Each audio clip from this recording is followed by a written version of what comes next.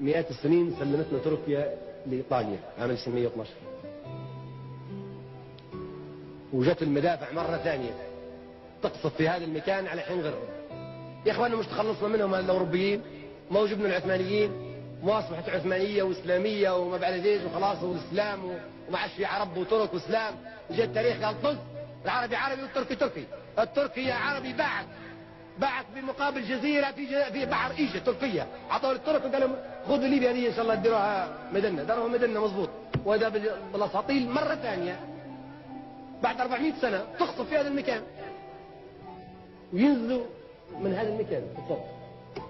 اليوم المشهد هذا رجعنا إلى الوراء 581 عام، ونبهنا على حقيقة تكررت بعد 1000 عام، بعد 400 عام، بعد 75 عام، معناها بتتكرر في المستقبل.